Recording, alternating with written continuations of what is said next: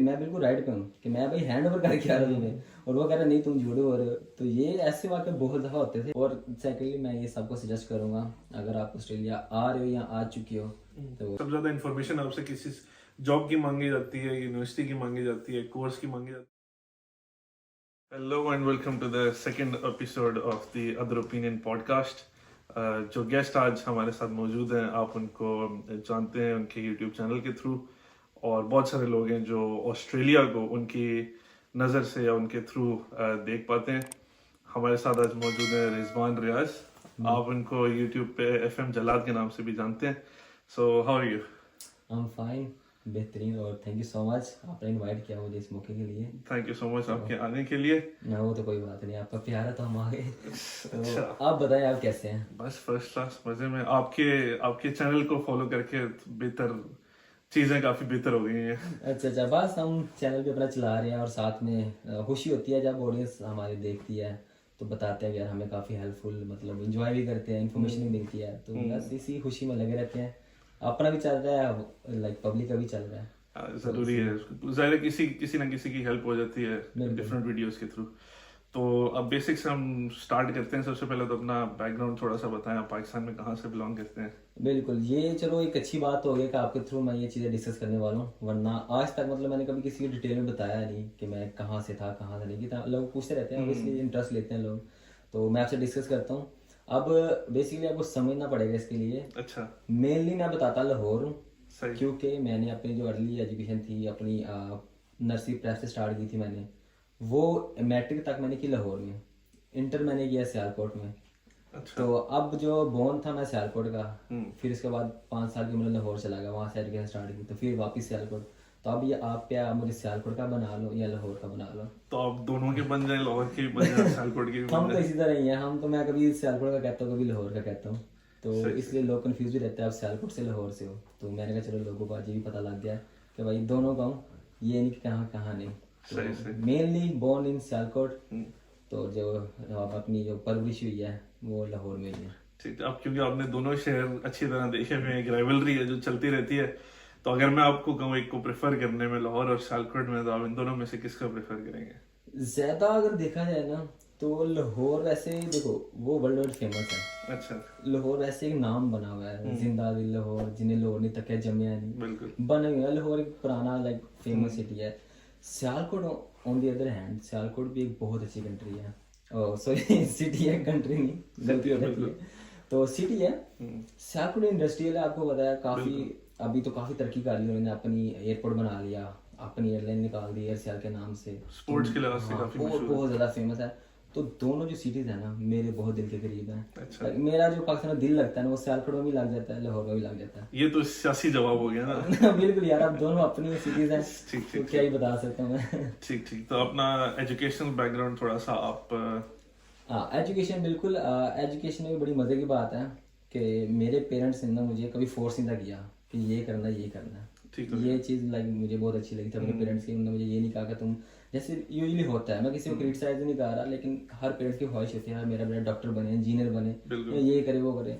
मैंने मैट्रिक की, ठीक है, मेरी क्लियर हुई, सियालकोट में आए अपने, तो मुझे उन्होंने चॉइस दी कि अप टू यू, मेडिकल की फील्ड में जाना है मेडिकल कर लो, आगे तुम बैंकिंग अकाउंटिंग वगैरह में जाना है वो कर लो, ICS कर लो, अप टू यू जो भी तुम्हें अच्छा लगता है। तो मैंने कहा ठीक है।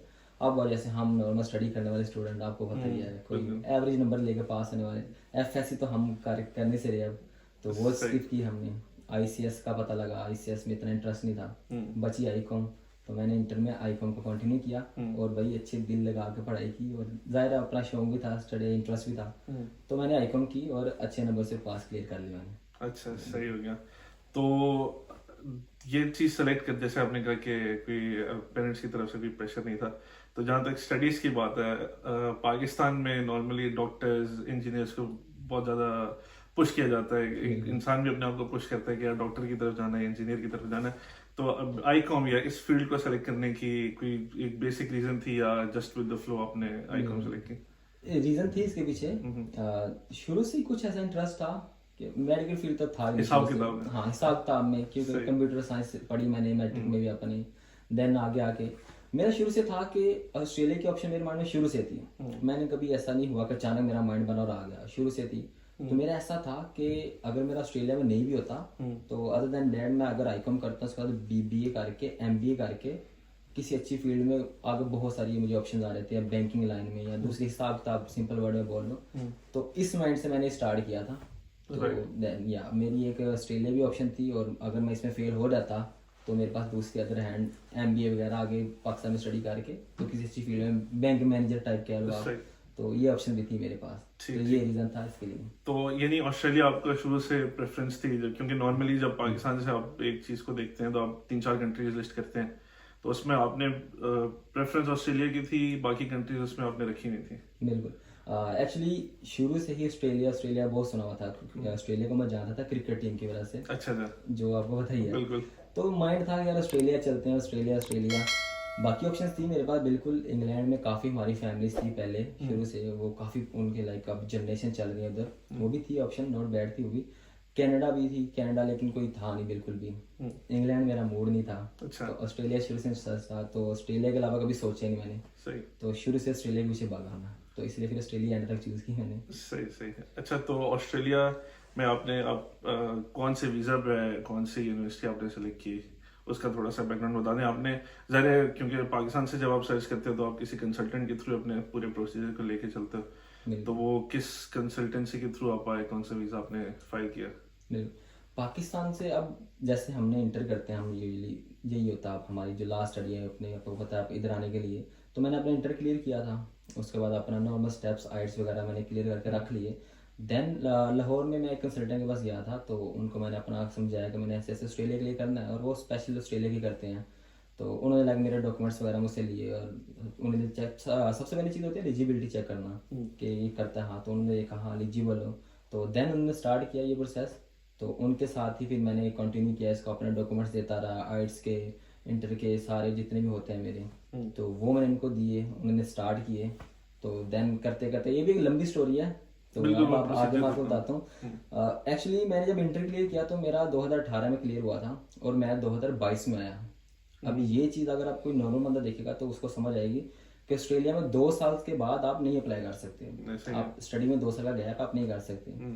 मैंने 2019 में, जब 18 में, शायद 19 में भूल गया वैसे, मैंने इंटर क्लियर किया अपना, तो मैंने अप्लाई करना स्टार्ट कर दिया। करते करते करते कुछ अपनी भी डील मस्ती, पता ही है आपको पाकिस्तान में कैसे होता है, बस ऐसे टाइम ज़ाया करते रहना। कभी इंटरेस्टिंग लिया इतना कि यार एजेंट को डॉक्यूमेंट मांग रहा है, कल परसों महीना क्लियर दे देना। करते करते आ गया कोरोना। अब मेरा सारा कुछ हुआ था डीकन यूनिवर्सिटी में, तो सारा प्रोसेस रेडी था, बस मैंने फीस देनी थी और सीओ लेके अपना वीज़ा डाल देना था। करते करते कोरोना आ गया, ऑस्ट्रेलिया ने बॉर्डर्स बंद कर दी। बिल्कुल। तो जब बॉर्डर्स बंद हो गए तो भाई एकदम से सब कुछ मेरे लिए ख़त्म हो गया, क्योंकि मैं अपना स्टडी भी छोड़ चुका था। इंटर के बाद मैंने एडमिशन ही लिया, जिन्होंने मेरे साथ इंटर क्लियर किया था वो तो यूनिवर्सिटी में चले गए, मैंने वहाँ पे भी साल ज़ाया कर चुका था। यहाँ पे फिर बॉर्डर्स बंद हो गई, क्योंकि बॉर्डर्स भी इंडेफिनिट टाइम के लिए बंद थे, कोई टाइम फ्रेम नहीं था, पता ही नहीं था ऑस्ट्रेलिया में तो कब खुलने कब नहीं। तो खैर इसी हो में अब घर वाले भी थोड़ा बहुत बोलने लगे कि तुमने ये किया वो किया। तो करते करते फिर मैंने कोरोना में ही, अब ऐसा था कि डीकन वाले मुझे पुश कर रहे थे कि फीस पे करो और ऑनलाइन क्लासेस ले लो। अब जो कि ऑनलाइन क्लासेस ले के आपको लेना मुश्किल तो नहीं है, 6 महीने बाद मुझे जो नई फीस भरनी है वो तो डेफिनेटली मैं वहां से रहकर तो बाहर नहीं कर सकता। जो भी स्टूडेंट आता है वो खुद अर्न करता है, खुद अपने आप को सपोर्ट करता है। मैंने वो स्किप की, मैंने RMIT यूनिवर्सिटी ली मेलबर्न में। देन मैंने 1-2 यूनिवर्सिटीज और ली, मैं अपना टाइम गुजारने के लिए कि मैं इन टच रहूँ। मेरा कोई अगर गैप कवर करने का पूछे भी तो मैं बोल दूँ मैं ये कर रहा था वो कर रहा था। तो करते करते है मैंने विक्टोरिया यूनिवर्सिटी ली। तो विक्टोरिया में जैसे अप्लाई किया, फिर इनके साथ थोड़ा प्रोसेस चलता चलता चलता तब तक मुझे थोड़ी बहुत उम्मीद जागी कि ऑस्ट्रेलिया ने बॉर्डर्स खोल दिए हैं। तो देन फिर विक्टोरिया यूनिवर्सिटी के थ्रू मैं इधर आ गया। और मैं आया था, जैसे आपने पूछा कि कौन सी फील्ड में आप आए थे, क्या स्टडी थी, तो मेरी जैसे आईकॉम के बाद BBA या BCom होता है, तो मैंने BBA चूज़ किया था इधर आने। लेकिन जब इधर आया, मैं इधर देखा कि भाई इसमें तो इतना कोई है नहीं, नज़र नहीं आ रहा मुझे सीन कि अकाउंटिंग वगैरह जिस तरह नॉर्मल है, तो ये तो कोई पूछ भी नहीं रहा इन चीज़ों को। तो एट द एंड आपका मकसद ये होता है कि आप अपने आप को लाइक स्टेबल करो, स्टडी के लिहाज से भी, फाइनेंशियली भी। तो मैंने वो चीज़ें ढूंढना शुरू की। 6 महीने मैंने पढ़ा, जो इनके लाइक रूल्स रेगुलेशन होते हैं कि 6 महीने अगर आपको नहीं समझ आती तब आप इनकी अच्छी चीज़ आप चेंज कर सकते हो। तो मैंने 6 महीने के बाद चेंज कर लिया नई फील्ड में। सही सही सही। तो जब आप पाकिस्तान, ऑब्वियसली जब आप अपना मुल्क छोड़ रहे होते हो तो एक एंजाइटी कह लें, एक डर कह लें, एक चीज़ होती है, बट क्योंकि आपने कहा पहले से ऑस्ट्रेलिया का आपने डिसाइड किया होता, तो पाकिस्तान छोड़ते हुए कोई एक चीज थी कि क्या होगा कैसे होगा, या था कि बस डिसाइड कर लिया तो कुछ ना कुछ हो जाएगा? एक्चुअली अभी ये है, काफ़ी लोग इस बात को जानते हैं जो मुझे लाइक देखते हैं, और काफ़ी को नहीं शायद पता होगा। मेरी एक्चुअली सिस्टर मैरिड है यहाँ पे, और वो बहुत पुरानी लाइक 2015-16 से, और वो सिटीजन है यहाँ पे। अच्छा अच्छा। तो अब मेरे फादर हैं एक, वो सऊदी में होते हैं, और मेरे साथ मैं और मेरी मदर पाकिस्तान होते थे। तो जब मैंने कंट्री छोड़नी थी, तब ये मुश्किल था कि मदर तो अकेली रहेंगी पीछे, फादर के अभी लाइक सऊदी में चल रहे हैं उनका, तो उनको थोड़ी देर टाइम लगेगा।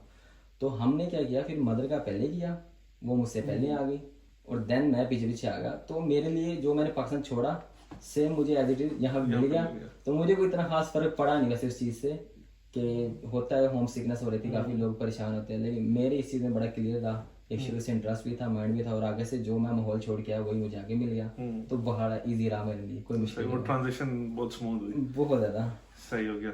आपने कहा कि ज़रा एडमिशन के बाद सेकंड सेमेस्टर की जो फीस होती है वो आपको स्टूडेंट बहुत सारी डिफरेंट जगहों पे जॉब्स करके उसको अर्न करते हैं। तो जॉब्स के ऊपर आ जाते हैं, क्योंकि बहुत एक ऐसा टॉपिक है जो पाकिस्तान से आने का प्लान कर रहा होता है, उसका एक मेन कंसर्न ये होता है कि जॉब का क्या होगा।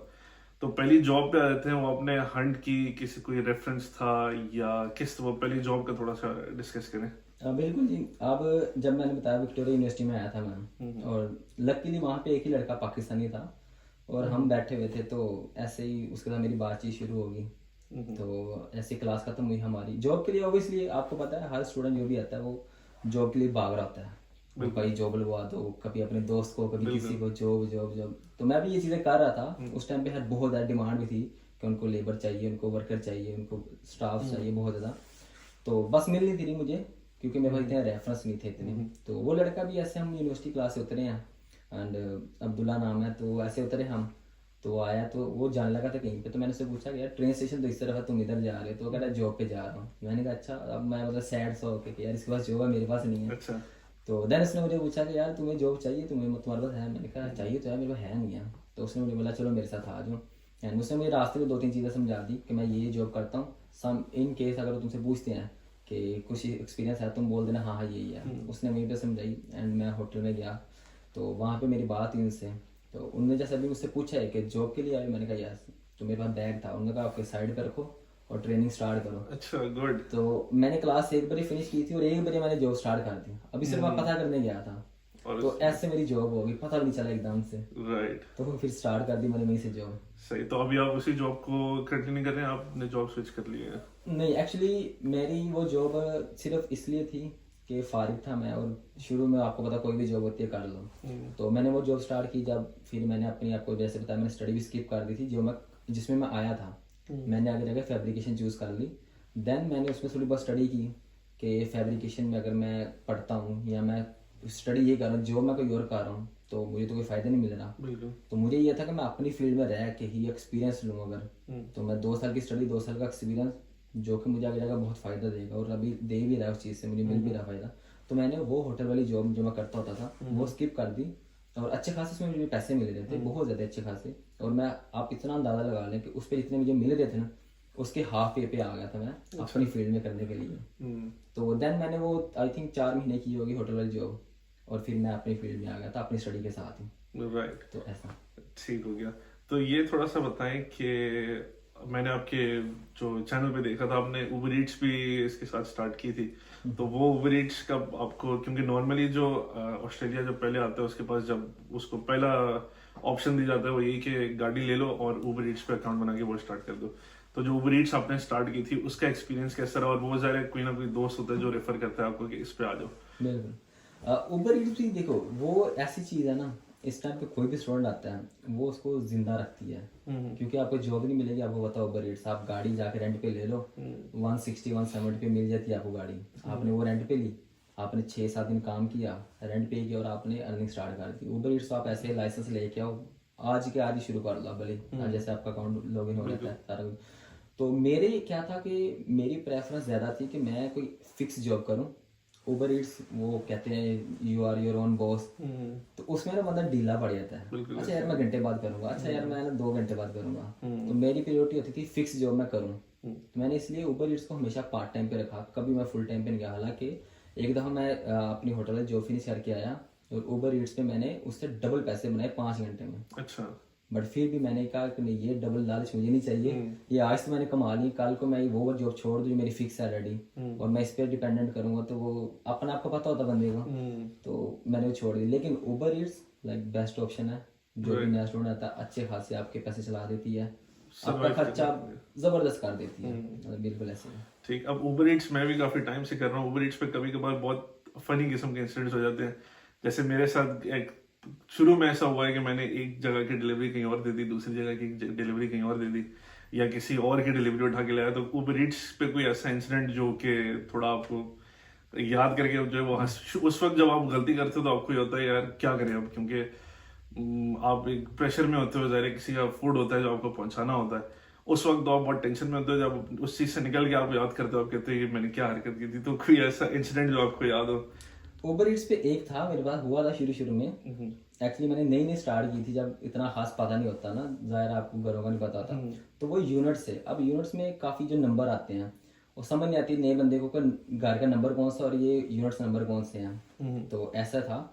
तो हुआ क्या, जैसे मैं लेके आया तो अब वहाँ पे ऑप्शन होता है फ़ोन कर लो कस्टमर को, उसको बता दो। मैंने फ़ोन किया एंड समहाउ सामने कोई बंदा था, उसको भी सेम स्पॉट पे फ़ोन आया। अच्छा। अब जैसे मैंने हेलो किया, उसने भी हेलो किया, तो उसने मेरी तरफ देखा कि शायद वो किसी और से डील कर रहा था, मैं किसी और से कर रहा था, लेकिन हम दोनों रैंडम हैं। अच्छा। ना मैंने उसको फोन किया ना उसने मेरे से बात कर रहा है, ठीक। मैं किसी और से कर रहा हूँ, वो उसी और। तो मुझे लगा यही वो बंदा है। अच्छा। तो मैं गया, मैंने उसको खाना दिया, वो भी उबर का ही वेट कर रहा था, उसने भी पकड़ लिया, वो चला गया। अच्छा। तो मैंने डिलीवरी कंफर्म कर दी।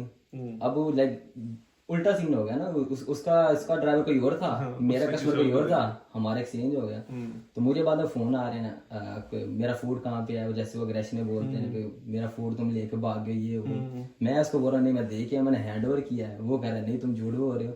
तो ये सीन हुआ था नया नया को, मुझे समझ नहीं हुआ क्या है। मैं अपनी राइट पे, मैं बिल्कुल राइट पे हूँ कि मैं भाई हैंड ओवर करके आ रहा हूँ तुम्हें, और वो कह रहा नहीं तुम झूठ बोल रहे हो। तो ये ऐसे वाक़े बहुत दफा होते थे कि घर का नंबर कुछ होता था और मैं कहीं और खाता था।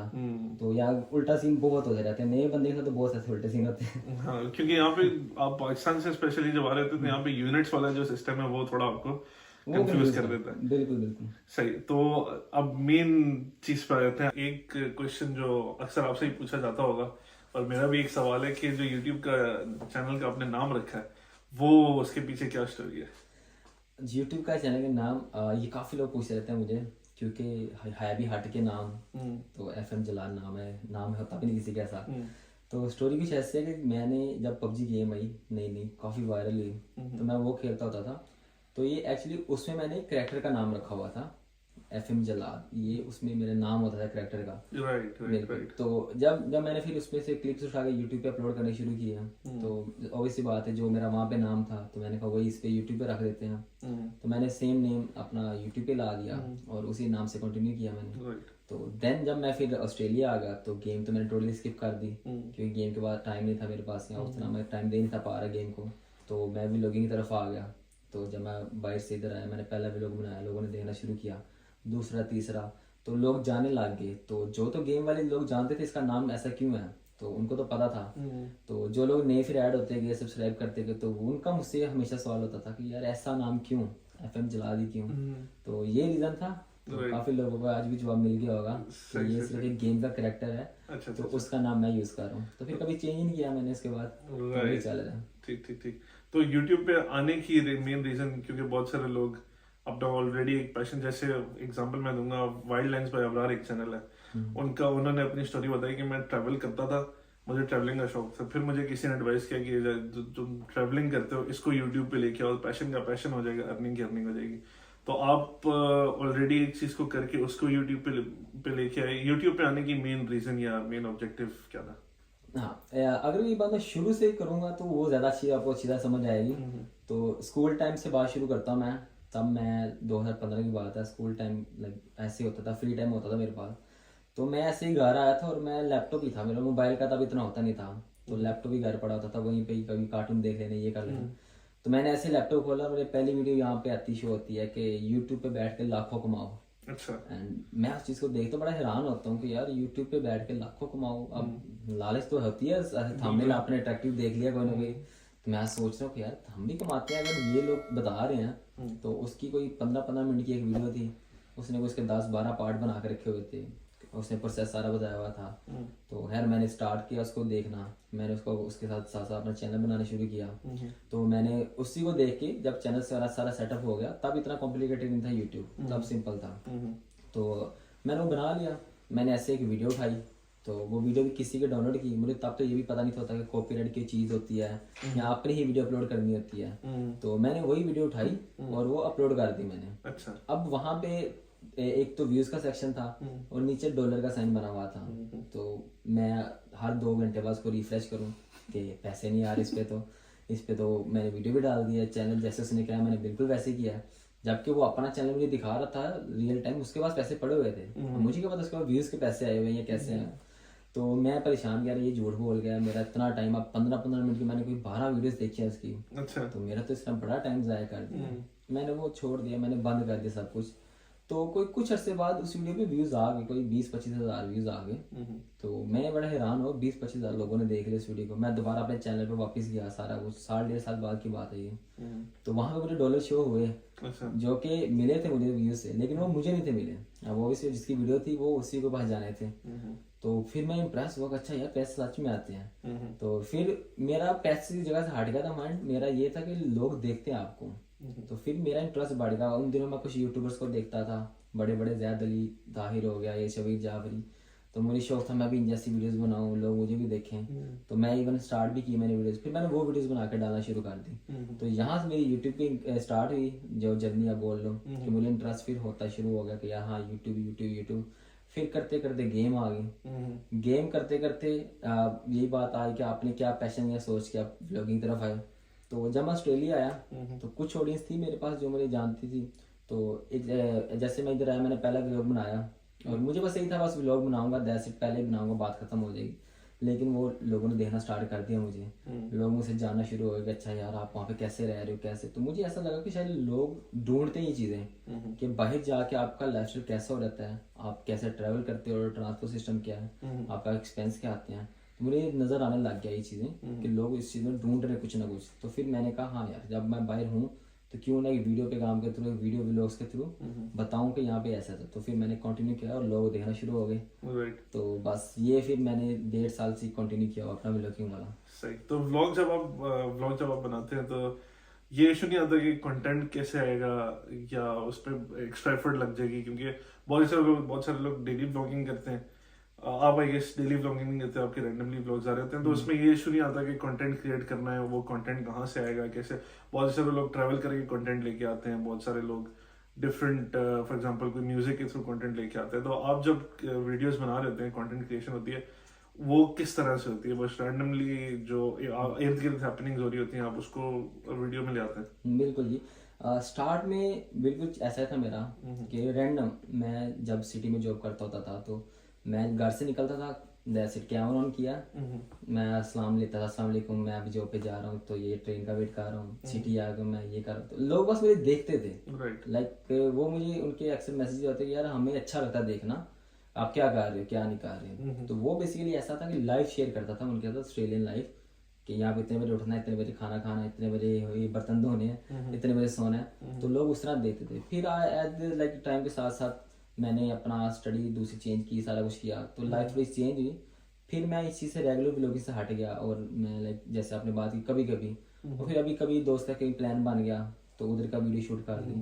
तो यहाँ बीच में एक आधी ऐसी वीडियो को लोग मुझसे जब मोस्ट कॉमन सवाल मुझसे पूछते हैं ऑस्ट्रेलिया के बारे में, तो मैं उस पर वीडियो बना देता हूँ। तो अब सिंपल वर्ड में बोलूँ तो लोगों पर डिपेंड करता हूँ, उनको कोई क्वेश्चन हो तो बताने के लिए वीडियो बनाता हूँ, अदरवाइज मैं हट चुका इस चीज़ से काफ़ी हद तक। ठीक ठीक। अच्छा, आपकी वीडियोस में देख रहा था, उसमें एक वीडियो जो बड़े मजे की थी वो स्काई डाइविंग की थी। नॉर्मली स्काई डाइविंग से बहुत सारे लोग डरते भी हैं, तो उसके पीछे क्या स्टोरी थी? स्काई डाइविंग का कैसे प्लान बना? और स्काई डाइविंग जब आप टिकट परचेज कर रहे थे, जब आप उस जगह पे पहुंच गए थे, तो कितना डर था, क्या एंजाइटी थी? स्काई डाइविंग ना मैंने कभी सोचा नहीं था कि मैं करूँगा भी, यहाँ ऐसी कोई चीज़ होता है कि इंटरेस्ट होता है बंदे का। तो मेरा शुरू में ऐसी चीज़ों में इंटरेस्ट नहीं था कभी भी, एडवेंचर टाइप ये करना हुआ। तो मेरा दोस्त हनान, उसकी मुझे कॉल आती है कि ऐसे ऐसे स्काई डाइविंग और मैंने तुम्हारी टिकट बुक करवा दिया। तो मैं कहा यार तू पागल है, मैं नहीं करना ये, अब ये ऐसा वैसा। तो काफ़ी हमारी बहस चलती रही, 2 वीक पहले टिकट बुक हो गई थी। तो हैर करते करते ये डिसाइड हुआ कि मेरे साथ आ जाना, तुम ना करना, मैं कर लूँगा। तो हैर मैंने कहा ठीक है ऐसे कर लेते हैं। और जब स्काई डाइविंग वाला दिन आया तो मैंने कहा यार चलो अब ये कर रहा है तो क्यों ना मैं भी इससे ज़्यादा एक्सपीरियंस कर लूँ। क्योंकि अब इससे पहले मैंने यही माइंड रखा हो तो मैंने करनी है, तो मैंने इसलिए इस बारे में ज़्यादा सोचा नहीं, क्योंकि मेरे माइंड में था। तो वो तो मेरा 2 वीक गुजर गए, लेकिन जब मैंने प्लान बना लिया कि मैंने करनी है तो तब तो लाइक अलग अलग ख्याल के, अगर पैराशूट ना खुला, अगर ये हो गया वो हो गया, तो आपको पता ही जो ख्याल आते हैं वो, इसलिए आप 15,000 फीट से आपने छलांग मारनी है और फ्री फॉल बिल्कुल ऐसे ही है। तो ये सब कुछ तो इतना डरा नहीं था, लेकिन जब मैं स्पॉट पे गया मैंने लोगों को देखा सारा कुछ इधर, तो सेकेंडली जब उन्होंने मुझसे साइन करवा लिया कि भाई आपका अपनी जिम्मेदारी पे है सब कुछ जो भी आप करने आए हो, तो मैं वो डर गया कि यार अब तो मैं खुद साइन कर रहा हूँ। तो वरना वो जिसमें साइन करना होता है कि अगर आपको कुछ हुआ तो आप खुद रिस्पॉन्सिबल हैं, वो साइन करते हुए आप काम जाते हो कि क्या करने जा रहे हैं। बिल्कुल। तो खैर अब मैंने कहा बाएं, अब पैसे भी दिए हैं, अब करना तो है ही है। तो हमने वो किया। अब उस वीडियो में देखोगे तो मैं बड़ा रिलैक्स चिल, कुछ ऐसे बड़ा ही कोई मतलब मजा आ रहा मुझे इस चीज में, लेकिन अंदर से मैं फुल डरा हुआ था कि भाई क्या होने वाला मेरे साथ। तो वो इसलिए ये हमने डिसाइड किया था कि अगर हमने लाइक अराउंड $1,000, ये भी काफी लोग पूछते कितने पैसे लगे, तो 1,000 मतलब $1,000 हमने लगाया हुआ था उस पे। तो हम ये सोच रहे थे कि यार अच्छा, 1,000 पर पर्सन है या पर पर्सन $1,000? क्योंकि हमने सेपरेट वीडियो बनवाई थी, वो एक अलग बंदे ने छलांग मारी हमारे साथ उसकी वीडियो के लिए, $400 उसके थे, देन डिफरेंट डिफरेंट चीज़ों के थे। तो हमने ये चीज़ सोची तब कि यार अब इतना पैसा लगा के लाइफ में एक ही बार ये लाइक लाइफ टाइम याद रहेगा, तो ये मैं ये नहीं शो करना हम डर रहे हैं, ये शो करेंगे बहुत रिलैक्स किया, बात की बात बाद में देखी जाएगी। तो वैसा ही हुआ, हम कैमरे के सामने बड़ा खुश हो रहे थे, हंस रहे थे, छलांग मारे, चीखे मार रहे थे, लेकिन वो सब कुछ जब कर लिया ना तो बहुत लाइक हालत खराब हो रही थी कि क्या करने के बाद करने के बाद ज्यादा डर लग रहा था। अच्छा। कि ये कैसे कर लिया मैंने। तो खैर काफी मजा था। और सेकेंडली मैं ये सबको सजेस्ट करूंगा, अगर आप ऑस्ट्रेलिया आ रहे हो या आ चुके हो तो काफी लोगों को ये लगता है कि आप सिडनी में जाके या क्वींसलैंड जाके कर सकते हो, मेलबर्न में नहीं होती, तो आप मेलबर्न में भी कर सकते हो। स्काई डाइविंग ऑस्ट्रेलिया के नाम से इनकी है, बहुत अच्छा एक्सपीरियंस है। तो वंस इन अ लाइफ जरूर करो, पैसे इधर ही रह जाना है, कमाते रहना सारी जिंदगी, एक्सपीरियंस आप अच्छा एक्सपीरियंस जरूर करना चाहिए। तो ये सबको सजेस्ट करूंगा। बाकी मेरा एक्सपीरियंस बहुत खतरनाक भी था और मजे वाला भी था। Right right right. अच्छा, ऑस्ट्रेलिया में एक चीज जो बड़ी, वैसे तो एक सेफ कंट्री है, बट एक चीज जो बड़ी कॉमन है वो स्कैम या स्कैम कॉल्स आपके लिए, या अपने साथ किसी गलती की वजह से आप कहीं ना कोई उसका फायदा उठा जाता है। तो स्कैम कॉल्स जो आती हैं, कभी आई हैं या किसी स्कैम में आप फंसे हो या फंसते फंसते बच गए हैं? स्कैम बिल्कुल। अब जब मैं आया मेरा भी यही माइंड था कि यार ऑस्ट्रेलिया बड़ी सेफ कंट्री है, एंड ऑस्ट्रेलिया में तो ऐसा कुछ होगा नहीं सीन, यहाँ पे रूल्स एंड रेगुलेशन बहुत है, सच बात है वैसे, लेकिन स्कैम सबसे ज्यादा ऑस्ट्रेलिया में ही है और लोग बड़े अच्छे तरीके से करते हैं। मुझे लाइक अभी 1-2 महीना हुआ आए हुए हुआ था, तो मुझे मैसेज आता है कि आपने टोल पे नहीं किया जब आप ये यूज करते हो रोड। टोल बेसिकली टोल होता है कि जब आप गाड़ी बिल्कुल आप लेके गुजरते हो किसी पेड़, जैसे ईस्ट लिंक है यहाँ पे हमारे, तो मैं बड़ा हैरान हुआ कि यार मेरे पास तो गाड़ी भी नहीं है और मैंने तो कभी चलाई भी नहीं, तो मुझे टोल कैसे आ सकता है। तो मैं यार थोड़ा बहुत डरा भी हुआ था यार, सच में कहीं फाइन हुआ कोई ना कुछ होगा ये। तो मैं दोस्त के पास गया, मैंने उसको समझाया कि यार ये ऐसे ऐसे मुझे आया तो मैं कैसे पे करूँ। तो देन उसने मुझे कहा नहीं नहीं नहीं ये तो स्कैम है, तुम क्या कह रही है। तो देन मुझे पता लगा कि हाँ ऑस्ट्रेलिया में भी स्कैम होते हैं और अच्छे खासे होते हैं। हाँ तो इस चीज से फिर तब मुझे समझ आई कि हाँ ऐसा कोई भी चीज़ आपको आती है कभी भी कुछ ना करो, क्योंकि ऑफिशियल वेबसाइट आपको कभी भी डायरेक्ट डिटेल्स मांगती नहीं आपकी कार्ड की है ये वो। तो तब दूसरा आपने बात की कि स्कैम, खुद जो गलती से फंसा, खुद मैं फंसा था एक बार, और मेरा समझ लो कि मेरी फीस थी और वो जाते जाते रह गई, $4-5 हज़ार थी मेरे पास। और ईद वाले दिन मैं निकला और व्लॉग बना रहा था मैं, तो जिसमें मैं ऐसे एक शॉप पे शॉपिंग करने के लिए कुछ चॉकलेट वगैरह लेने के लिए गया मैं। अब मैंने वहाँ पे सारा कुछ लिया, मेरे हाथ में मेरा कार्ड था, बैंक कार्ड। अब आपको पता है बैंक कार्ड पे 2 डिटेल्स होती है, एक फ्रंट पे एक पीछे, एक कोड होता है 3 नंबर का, वो था। तो वो कार्ड पहले मैंने कि उल्टा पकड़ा हुआ हाथ में, मैंने नहीं नोट किया होगा, मैं व्लॉग बना रहा था, ऐसे बातें करते हाथ जैसे मूवमेंट होती है बंदे की, तो वो पहले वो बैग की डिटेल आ गई सारी, ठीक है। उसके बाद जब मैं पे करने लगा तो मैंने उस कार्ड को टर्न करके पे किया, टैप किया, उससे फ्रंट पे उसका कार्ड नंबर, उसकी एक्सपायरी डेट, उसके मेरा नाम सब कुछ आ गया। तो इतने में थोड़ी देर बाद उस वीडियो पे अच्छे खासे व्यूज आ चुके थे, 10-15 हज़ार। और मुझे काफ़ी थोड़ी देर बाद लाइक मैसेज आता मेरे दोस्त का कि तुम्हें मैं एक जादू दिखाता हूँ, तुम्हारे कार्ड की डिटेल बताता हूँ तुम्हें। तो मैंने कहा अच्छा कैसे? उसने मुझे बताई सारी डिटेल। तो मैं बड़ा हैरान हुआ। फिर उसने मुझे फ़ौरन बताया कि तुम्हारी वीडियो में शो हो रही है, तो तुम इसका कुछ करो। फिर मैं भागा, मैंने ऐसे मोबाइल ऐप ऑन की, ऑनलाइन बैंकिंग से मैंने अपना कार्ड ब्लॉक किया। तो भाई मैं बच गया। मतलब कि जैसे मैंने वो किया उसके 5 मिनट बाद मुझे ईमेल आती है कि आपके ट्रांजैक्शन डिक्लाइन कर दिए हमने, क्योंकि आपका टेम्परेरी लॉक है अभी। तो जब मैंने उसकी डिटेल चेक की कि तो उधर सारा लिखा आ रहा था कि इटली या जर्मनी की थी वो। यानी तो कहीं से वहाँ पे अटेम्प्ट हुई थी। हाँ कहीं से वो ट्राई की थी उसने, और 3 दफ़ा उसने की थी, एक बार नहीं। राइट। तो 3 दफ़ा उसने ट्राई की थी, तो लकीली मैं बच गया। क्योंकि वरना जितना कुछ मैंने कमाया हुआ था उन दिनों में, वो सारा कुछ जो मैंने फीस देनी थी वो सारा कुछ चले जाना था मेरे हाथ से, और वो आना भी नहीं था वापस। क्योंकि आपको पता है यहाँ पे अगर आपकी गलती है तो आपको कुछ नहीं मिलने वाला। तो वो बच गया मैं, ये सीन था। राइट। बाकी स्कैम की जहाँ तक बात है, एक चीज यहाँ पे क्लियर करता हूँ, क्योंकि यहाँ पे इंटरनेशनल स्टूडेंट्स बहुत ज्यादा आ रहे होते हैं, तो बेसिकली जो स्कैमर्स होते हैं उनका टारगेट इंटरनेशनल स्टूडेंट्स ही होते हैं। तो जो भी इंटरनेशनल स्टूडेंट आए वो बेसिकली कोई भी आपकी कार्ड इन्फॉर्मेशन मांग रहा है या कोई आपकी फाइनेंशियल डिटेल्स मांग रहा है, उसको प्रोवाइड ना करें जब तक कि आपको अश्योरिटी ना हो कि वो इंस्टीट्यूशन ही है जो आपको कांटेक्ट करने की कोशिश कर रहा है। नहीं तो जो स्कैमर्स होते हैं उनका मेन टारगेट इंटरनेशनल स्टूडेंट्स होते हैं। तो कभी भी अपनी कार्ड डिटेल्स, अपनी फाइनेंशियल डिटेल्स आप लोगों ने किसी के साथ शेयर नहीं करनी। यूट्यूब पे ही हम बात कर रहे हैं, तो यूट्यूब पे मैं अलग तरह के, ज़ाहिर है बहुत सारे लोग क्वेश्चन भी पूछते होंगे, बहुत सारे लोग रिगार्ड भी करते होंगे। तो कभी कोई ऐसा मैसेज आया हो या तंग करते हैं लोग क्वेश्चन के लिहाज से, या नीचे कमेंट सेक्शन में? लोग, मैं अब चलो है तो अपने ही लोग हैं, क्या इनके बारे में कहना। अच्छा। अब जाहिर है हर तरह के लोग होते हैं। कुछ के कमेंट्स बड़े लाइक जो मुझसे मैसेज करते हैं उनके बड़े रीजनेबल होते हैं, मुझसे पूछते हैं, चलो समझ आता है, मैं रिप्लाई भी करता हूँ। अब कुछ के ऐसे ऐसे जीप पहली बात होंगे कि हम ये कर सकते हैं, हम वो कर सकते हैं, ये वो जो बेसिक चीज़ें आप गूगल पे भी लिखोगे तो आपको मिल जाएंगी। स्टिल वो मुझे मैसेज करते हैं, मुझसे बार बार पूछते हैं, तो मैं उनको ये रिप्लाई करता हूँ यार गूगल पे देख लीजिए वो। तो उस सब के अलावा भी ना अक्सर ऐसे ऐसे मैसेज आते हैं मुझे कि अब एक मुझे आया था कि यार भाई आप बात सुनो मेरी। उसने डायरेक्ट उसने सलाम दुआ के वगैरह मैसेज किया हुआ, अभी मैंने इसका ऊपर ऊपर से रीड किया मैसेज, बात सुनो मेरी। अच्छा थोड़ी देर बाद उसका मैसेज आता है कि जब भी फ्री हुए मुझे मैसेज करना। तो मैंने वो भी नहीं रीड किया। तो बाद में मुझे आता है कि यार जल्दी मुझसे रब्ता करना, मैं मेरे पास सिर्फ 2 घंटे हैं, उसके बाद मैंने कि काम जाना है। लाइक मैं इतना हैरान हुआ कि यार आप अगले को मैसेज कर रहे हो और ये बोल रहे हो कि यार मेरे पास मैं 2 घंटे तक ना मैंने कहीं जाना है, तो उससे पहले पहले मुझे आप फ्री हो गए मैसेज करो, बात करो मुझसे। अच्छा। तो इस तरह के आते हैं। कुछ होते हैं जो उल्टा मुझसे सवाल जवाब करने लग जाते हैं। अब इन्फॉर्मेशन उनको चाहिए, टेक्निकली उनको ये बताना चाहिए कि यार मेरा ये प्रोसेस है, मैंने ये किया ये किया। वो मुझसे पूछ रहे होते हैं आपकी यूनिवर्सिटी कौन सी है, फीस कितनी दी, अपनी फीस कब दी थी, अगर आप लेट फीस दो कुछ कहते हैं, आप कॉलेज जाते हो नहीं जाओगे तो क्या कहते हैं, अच्छा आपके नंबर कितने आए थे, आप मुझे अपनी सीवी सेंड करो कैसी होती है। तो लाइक मुझे हंसी आ रही थी, आप कैसे सवाल कर रहे हो। और काफी बार गुस्से में मैं उनको बोल भी देता हूँ उल्टा सीधा कि यार थोड़ी सी अकल इस्तेमाल करो और गूगल पे सारी चीजें ले लो। तो काफी होते हैं ये, फिर इरिटेशन फिर यही होता है इसके नतीजे में कि जिनको जिनको रिप्लाई देना भी चाहिए तो मैं उनको भी नहीं फिर देता कि पता नहीं होता। तो ये ऐसे उल्टे सीधे सवाल लोग पूछते रहते हैं। तो सबसे ज्यादा रिक्वेस्ट किसी, सबसे ज्यादा इन्फॉर्मेशन आपसे किसी जॉब की मांगी जाती है, यूनिवर्सिटी की मांगी जाती है, कोर्स की मांगी जाती है। एक चीज तो एक कॉमन सवाल अब डिस्कस जो करना चाहिए वो ये कि एक क्वेश्चन ये होता है कि अगर हम कॉलेज ना जाएं तो क्या होगा, हम यूनिवर्सिटी ना जाएं तो क्या होगा। वो आए भी नहीं होते लेकिन पहले इस तरह के सवाल शुरू कर देते हैं। तो आपसे बेसिकली ज्यादा क्वेश्चंस किस चीज से रिलेटेड होते हैं? ज्यादा मुझे हैरानी तब होती है कि स्टूडेंट जाते हैं वो स्टडी वीजे पे आते हैं। अब स्टडी वीजे को ऑब्वियसली बात है, आप स्टूडेंट हो तो स्टडी की बात करो, ज्यादा आप रीजनेबल लगेगी बात।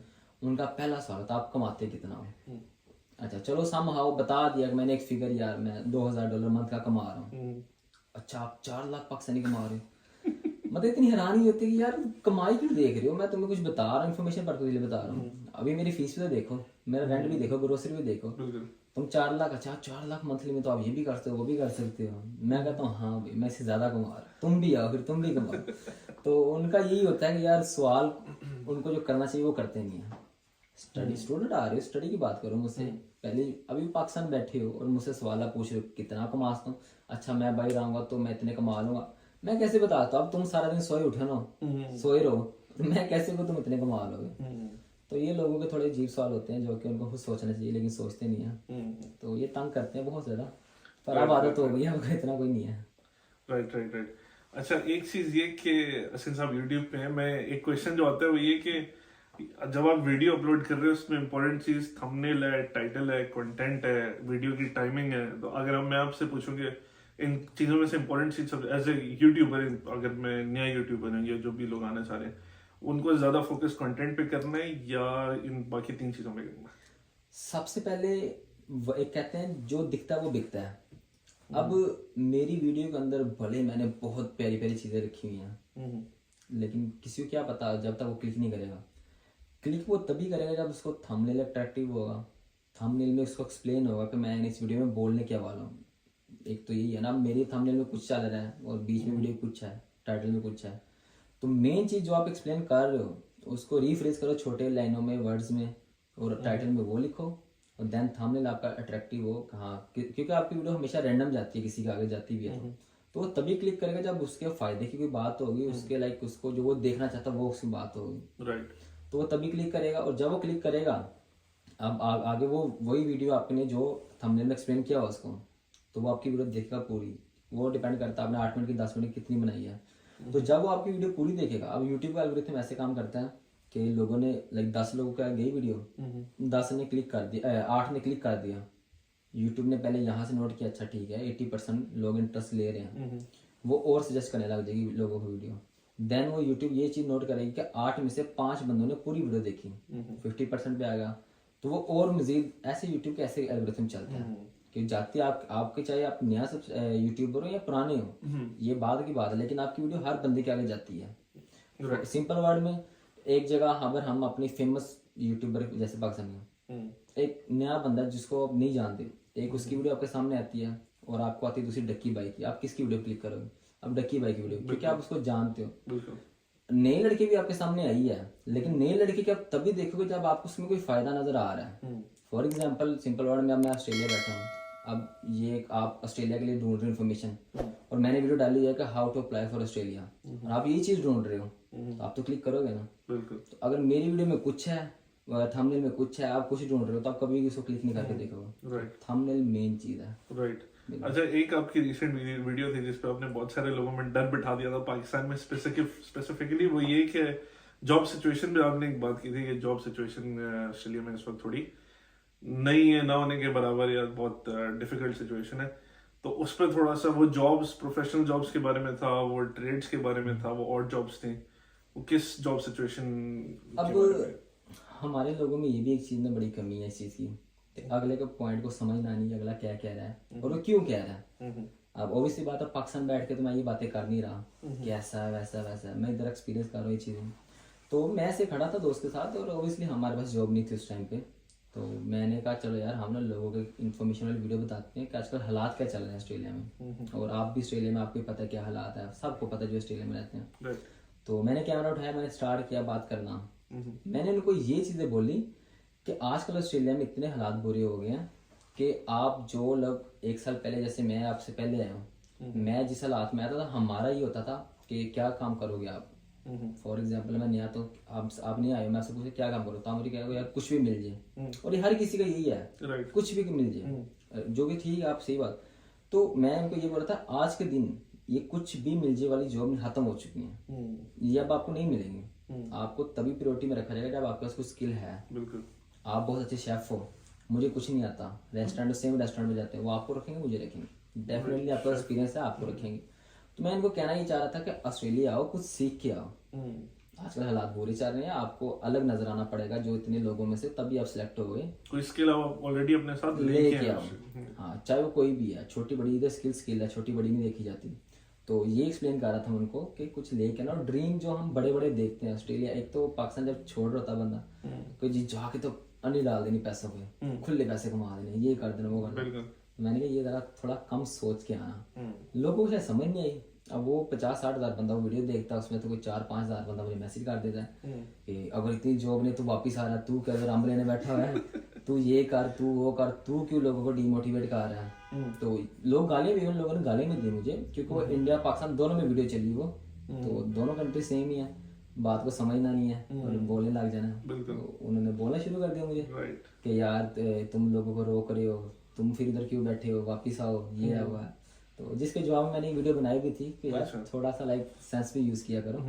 तो ठीक है, ये चलता रहता है। लोग उस वीडियोस को बहुत लिटरल मीनिंग में ले जाते हैं। आपको कोई भी वीडियो, कोई भी इंफॉर्मेशन है, उसको कॉन्टेक्स्ट में देखना होता है। मिलेगी ग्राउंड रियलिटी एक चीज होती है कि मैं आपको बता रहा हूँ। अब मैं आपको कह रहा हूँ यार 2 4 होते हैं, तो वो किसी वजह से बता रहा हूँ, होते हैं तो बता रहा हूँ मैं, वरना मैं ऐसे इधर बैठ के ऑस्ट्रेलिया में क्यों आपको मैं आप मुझे कहो 2 4 होते हैं, मैं आपको कहूँ 3 और 1 भी तो 4 ही होते हैं ना, तो वो आप बात तो वही है। एग्जैक्टली बात तो वही है। मैं भी पॉइंट आपसे वही कर रहा हूँ, कान इधर से पकड़ो उधर से पकड़ो, बात यही है। लेकिन आप मेरे ओपोजिट क्यों चल रहे हो? बिल्कुल। तो फिर मुझे कभी कभी ऐसा लगता है कि यार इनको ऐसा समझाना बेवकूफी वाली बात है, इनको आने ही दो, खुद ही देख लें। फिर खुद ही देख लेंगे। राइट खुद ही फिर याद नहीं वो सही कहता था वो। राइट। अच्छा, जो अब जो लोग पाकिस्तान से यहाँ पे आना चाह रहे हैं, कोई एडवाइस उनको, कोई सजेशन उनको कि वो किस चीज़ के लिए प्रिपेयर होके आए? बेसिकली जो न्यू कमर्स हैं उनको आप क्या एडवाइस देना चाहिए? बिल्कुल। देखो हमारे पाकिस्तान में क्या सीन है, सिंपल बेसिक से बात स्टार्ट करूंगा ना मैं। ब्रिकलेयर जिसको हम मजदूर कहते हैं, यकीन करो वो पाकिस्तानी डॉक्टर से ज्यादा पैसे कमाता है, क्योंकि वो एक स्किल है। ब्रिकलेयरिंग हमारे वहाँ तो मजदूर मिस्त्री कह रहे तो उसकी इज्जत भी नहीं करते, या वेल्डर है कोई उसकी इज्जत भी नहीं करते, इलेक्ट्रिशियन की भी नहीं करते। मतलब ये वो चीज़ें जो वहाँ पे बिल्कुल नहीं देखी जाती। यहाँ पे उनके इतना पैसा और इतनी डिमांड है ना ऑस्ट्रेलिया में कि आपको वो इज्जत भी करते हैं सब कुछ। डॉक्टर की अपॉइंटमेंट आपको मिल जाएगी, आपको इनकी कभी नहीं मिलेगी टाइम पे। हाईएस्ट पेड जॉब होती है जो ट्रेड ऑक्यूपेशन जॉब है, ट्रेड बड़ी डिमांड है चीज़ों की। तो ये आप पे अब डिपेंड करता है जो आ रहा है उस पर, उसका इंटरेस्ट किस में है। चाहे वो वेल्डिंग सीख के आ जाए, चाहे वो इवन कटिंग का काम सीख के आ जाए, चाहे उसको अगर शेफ़ का शौक है शेफ़ बन के आ जाए। अब ज़ाहिर है ये तो होगा नहीं कि वो इंटर की हुई है तो यही ऑप्शन है उसके पास। ऐसा तो मैं कहूँगा नहीं कि वो इंजीनियर बन के आ जाए तो बड़ी कंपनी में लग जाए या पायलट बन के आ जाए जहाज उड़ाए। तो ये चीज़ें शायद लोग ऐसा सोचते हैं कि ये हमें कैसी बातें बता रहा है। तो ये इसलिए मैं हर वीडियो में कहता हूँ कुछ सीख के आओ। उस सीखने का मतलब ये है कि आप स्किल लेके आओ। चाहे आप कटिंग करते हो, सलून का काम आपको आता है, चाहे आप किसी शेफ है रेस्टोरेंट में लगे हो, चाहे आप वेल्डिंग सीख के आए हो, इलेक्ट्रिशियन का सीख के आए हो, कुछ ना कुछ सीख के आओ ताकि आपको तो फायदा। और ये चीज़ें बहुत फ़ायदा देती हैं, तो ये मैं सबको कहूँगा कुछ ना कुछ सीख के आओ। अभी फजूल आना लाइक कुछ भी कर लूँगा वो ख़त्म होगा दौर। राइट। अच्छा, एंड पे मैं थैंक यू सो मच कि आपने टाइम निकाला पॉडकास्ट में। बेसिकली आपको इनवाइट करने का रीज़न ये था कि जो बेसिकली आप पाकिस्तानी कम्युनिटी के लिए, क्योंकि आपके ब्लॉग्स के थ्रू बहुत सारे लोग जो ऑस्ट्रेलिया को उस पर्सपेक्टिव में नहीं देख पाते, उनको एक मौका मिल जाता है ऑस्ट्रेलिया को डिस्कवर करने का, देखने का। और फिर जो आप इन्फॉर्मेशन प्रोवाइड कर रहे होते हैं लोगों को, उस चीज़ को अप्रिशिएट करने के लिए स्पेसिफिकली जो यहाँ पे हमारी पाकिस्तानी कम्युनिटी है, क्योंकि ज़ाहिर है हर ऑस्ट्रेलिया में डिफरेंट कल्चर्स, डिफरेंट नेशनलिटीज़ के लोग हैं, और ये चीज़ हम देखते हैं कि जो बाकी नेशनलिटीज़ हैं वो आपस में एक दूसरे को बहुत सपोर्ट करती है। मेरा ये ओपिनियन है, हो सकता है गलत हो, कि हम कहीं ना कहीं एक दूसरे को सपोर्ट करने में थोड़ा पीछे रह गए हैं। इसलिए Pakistani community as compared to बाकी कम्युनिटीज़ थोड़ी सी पीछे है, या उस तरह से वो बाइंडिंग नहीं है।